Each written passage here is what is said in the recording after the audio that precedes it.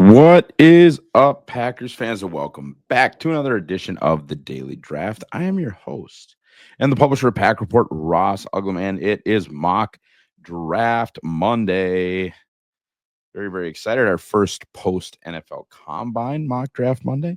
In the process right now of trying to expand my board all the way up to 150 players, doing some reorganization. Some guys got the combine dip, some guys got the combine bump. We always try not to bump guys or drop guys any more than a round. Look, there's some disqualifying stuff that can happen. I get it, 100%. But ultimately, right, the combine and the athletic testing should be number one to confirm, or number two, maybe to break a tie. You got this guy here, right here. This guy blows up the combine. This guy struggles, breaks a tie between wide receiver 6, wide receiver 7. Maybe it breaks a tie between a second round grade and a third round grade, or a top 10 grade and a first round grade. Those are the types of things that we're looking to do with the NFL Combine information. We're not looking to base everything off that. We're brought to you, of course, by Brewski Light Lager, the number one can in Wisconsin, from our friends over at Badger State. Ryan from Badger State came up to North Dakota to make a little delivery. We've also got some grassy, hazy IPA. Not here in the studio, but we got some, and we're very excited, of course, to be partnered with Badger State once again. Same format, guys. Next Monday, we should be debuting my new top 150. If we get crazy, maybe it's a top 200, but we should be working off of that board when I draft. Not something you'll be able to see. I want to shout out the audio listeners too. I tried to make it a little more, tried to make Mock Draft Monday. Obviously, the prospect primers work just fine, but I tried to make Mock Draft Monday a little bit better for the audio listeners. Tried to be a little bit more cognizant of them, and a couple, 2, 3 of you reached out. So we're going to keep that going. We're going to keep that rocking and rolling. We're going to keep paying attention to our audio listeners. As always, we are going to go through a multiple round mock draft for the very first time. I have not seen this mock draft. And I don't know if you guys have or not, but this is my first look at it. I'm getting my first look with all of you here. Luke Easterling, Athlon Sports. I think Luke Easterling used to be with maybe Draft Wire. I don't know. Luke's done a lot of good work for a long time. SB Nation, maybe the Draft SB Nation. But Luke's done a lot of good draft work for a very, very long time. So shout out to him. Very excited to see what he's done here for your 13-time world champion Green Bay Packers. Okay. Yeah, Jahdae Barron. Absolutely. Jahdae ended up being, he's got short arms, but he ended up being dense enough, tall enough, fast enough, all the things that you need to be enough to be a Green Bay Packer. This would be a exceptional way to kick things off. And if you're the Packers, you love maybe you don't love Ibuka. I like Ibuka. But you love a tight end going right before you when you have Tucker Kraft and Luke Musgrave in the barn already. So this Jahdae Barron pick would be awesome. This would be a very, very good start. We'd be very, very excited about this. Okay, do we have to? No, right down here. Working. Trey Harris. It's too bad. Donovan from Boston College. Although have we already skipped? Oh, no, I'm sorry. Landon Jackson, Edge, Arkansas. Luke has done potentially his homework because Landon Jackson is one of the edges in this class that is probably a tier 1 or tier 2 Packer with his height and weight and athletic ability that he put on display in Indy.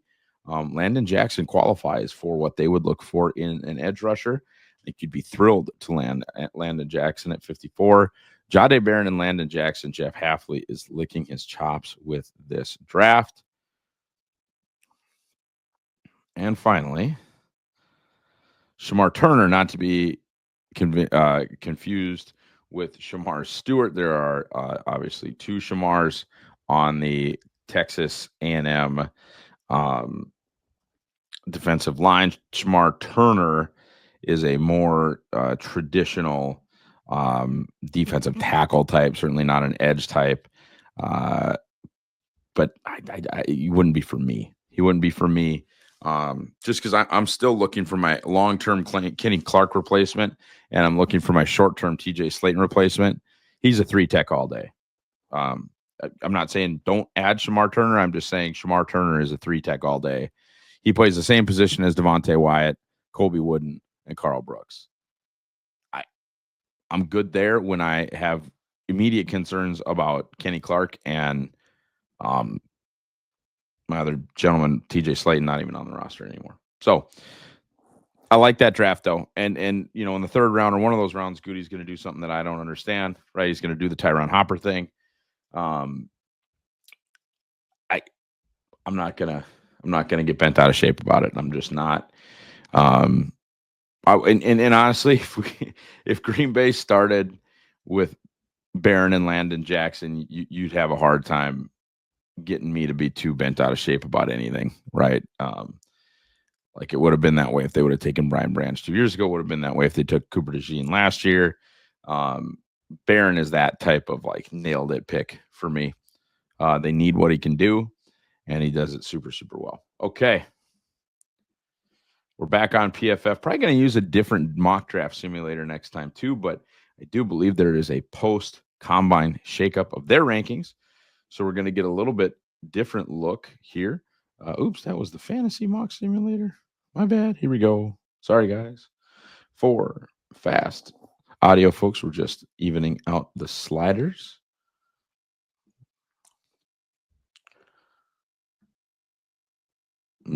Evening that out, that randomness, picking for the Green Bay Packers.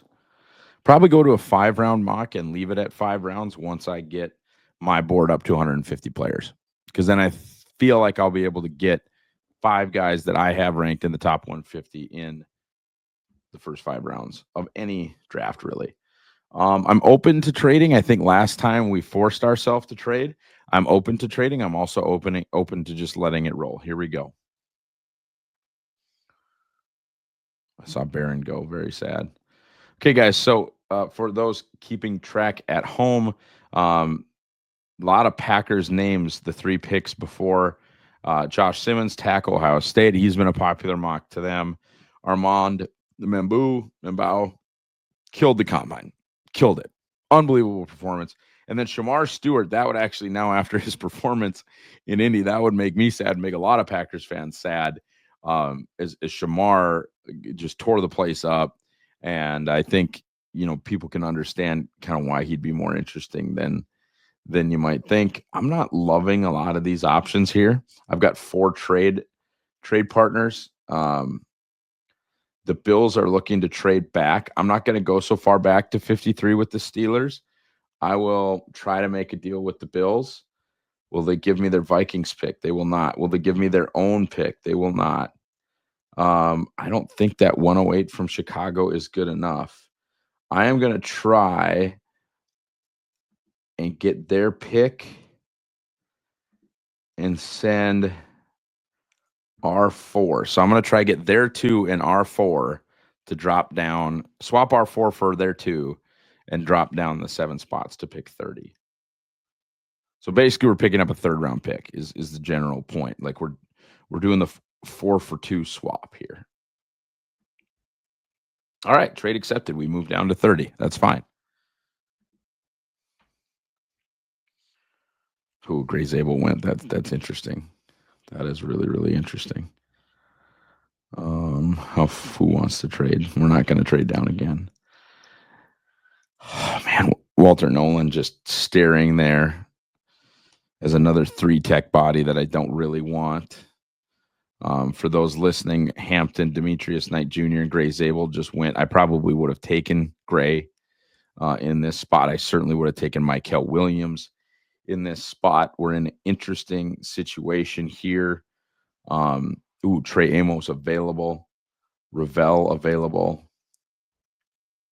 Higgins available. I think we're going to try to target Higgins, though probably not here. I don't think Matthew Golden is what they need. Not a man beater. Not a man coverage beater. Darius Alexander's hard for me to not think about in this spot, but I think I'm going to rock with the guy I am more familiar with, more comfortable with, and that's Tyleik Williams, which they might view as a little bit more of a reach, but that's okay. Okay. JTT from Ohio State, the pass rusher went. We did miss out on Jaden Higgins.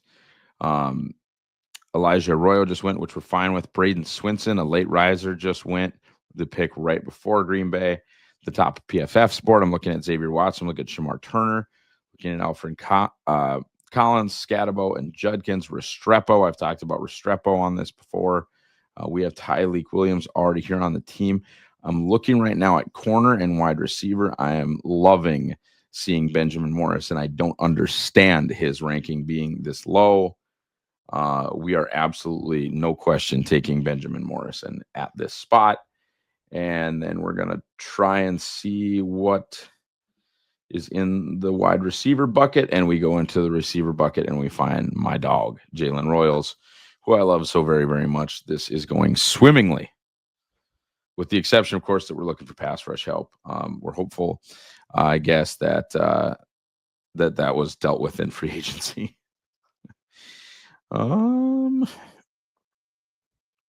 Any of these edge guys that I still kind of like. He's sort of a run blocking edge. David Walker's too small. You know what? I think I've heard they have a thing for Charles Grant. We're gonna go Charles Grant there. Pass rush is going to need to be taken care of in free agency. The way the board fell, pass rush is going to need to take it in free agency. I'm going hunting for a linebacker. I think here. No, never mind. We traded out of that spot, so we're done. But I like the way this went. Tyleek Williams, Benjamin Morrison, Jalen Royals, Charles Grant. I have first round grades on two of those guys, and I don't have that many first round grades this year. So this turned out awesome. This turned out awesome for me. And I have a really solid second round grade on Jalen Royals. I'm higher on him than PFF is. I've heard they like Charles Grant. I didn't like any of the pass rush options there in round 3. I thought about doubling up somewhere. Maybe could have looked a little deeper into the linebacker group, but I really like the way this went. The Packers are more like this, what I just did, than, what I would do and what a lot of people fall into, which is, okay, hit that need, hit that need, hit that need, hit that need. That's not really what is done, right? So just sort of acquiring talent, and I acquired a lot of talent, Tyleek and Benjamin Morrison specifically. And then Jalen Royals, I'd be really, really excited about. Guys, I'm going to keep this short and sweet. Drink Badger State. Buy the Green Bay drink. To do so, and subscribe to this wonderful, wonderful YouTube channel. Have a great rest of your week. Bonus episode upcoming. Go Pack Go.